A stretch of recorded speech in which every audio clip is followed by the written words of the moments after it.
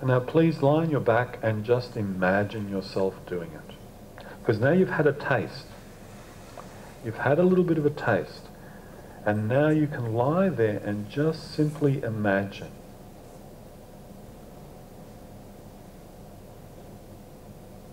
You've experienced going around to the left. You've experienced going around to the right. So imagine yourself sitting, and then imagine yourself going forward so that your elbow goes towards the floor, and then your right elbow going around to the left, and your legs starting to already respond to the movement of your pelvis, because your legs will know what to do if you follow your pelvis.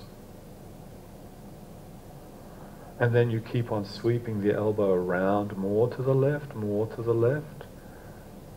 and your right and your hand is sweeping around with you, and then you arrive on your back. And there it is. Your pelvis is lying on the floor and your legs are underneath you. And then you decide to continue going around to the right. The left hand sweeps overhead, the pelvis is rolling. And because the pelvis is rolling, the legs know what to do. Because the movement of the pelvis moves the legs. So know what your pelvis is doing, and you'll be able to find what the legs need to do. And you keep on going around, you use your hand to help, until you're forward with the elbow down towards the front. And then you just simply reverse your way back.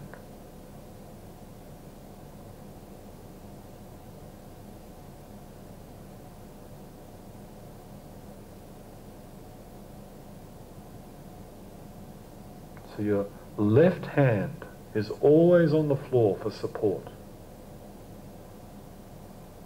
Your pelvis never stops moving.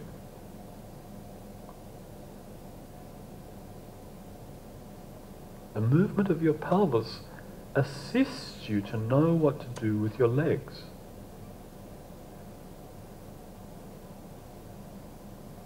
And if something feels difficult, even in your imagination, stop and just return from where you just arrived from. And then come back again. Go back and forth.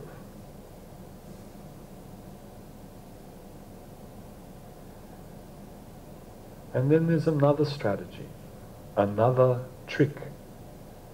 In your imagination, do it badly.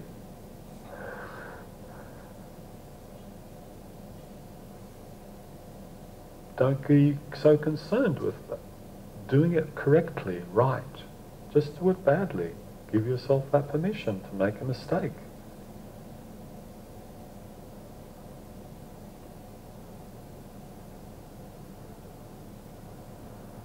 So, wrap your right arm around the back of your head, and then roll around to the right in your own time and come up to sitting, but with the elbow down. Do not erect yourself.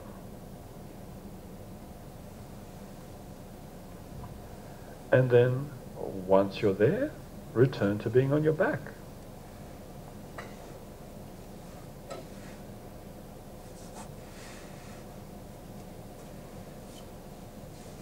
Use your left hand to help.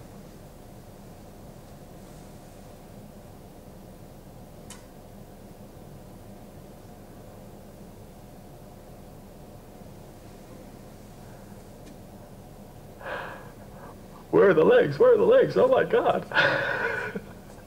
But you notice that you picked it up. So yeah, well, if I'm going, there we go. And now, come up to sit. And if you wanted to continue on around to the left, how would you need to change your legs? Change your legs and then continue around to the left.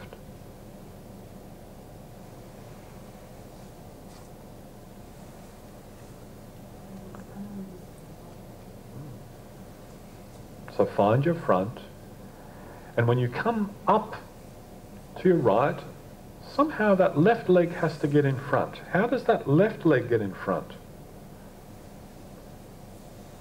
To continue on around and around and around in the same direction.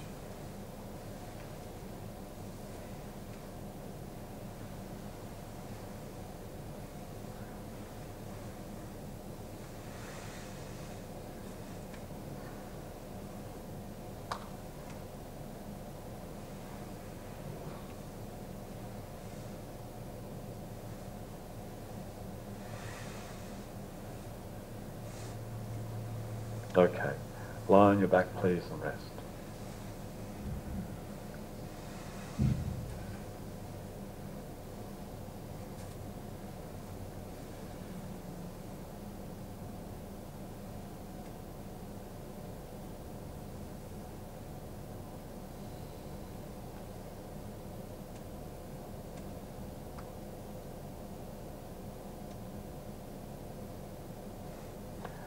So now I'm looking out the window and going, so this is what 5:30 looks like. Oh, there's less light outside. All right. So tomorrow I'll remember. I'll remember what 5:30 looks like. And tomorrow you'll remember some of, what you felt today. Because experiences build one on the other. Build one on the other. And tomorrow you might be surprised that you're able to do things that today weren't so easy.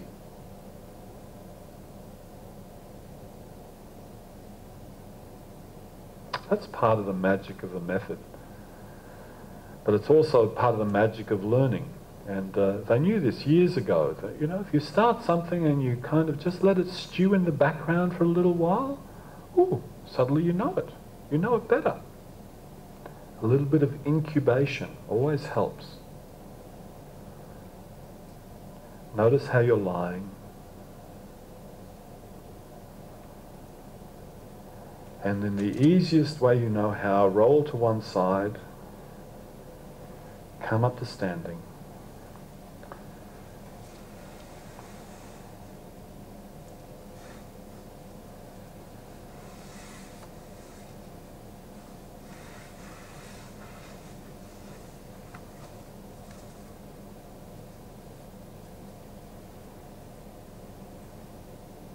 Feel what it's like to stand. And do you feel less asymmetrical now? That's good.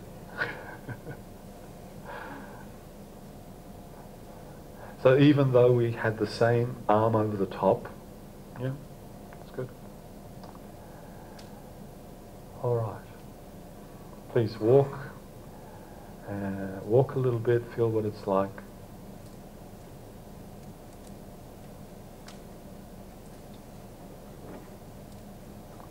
And we'll continue tomorrow.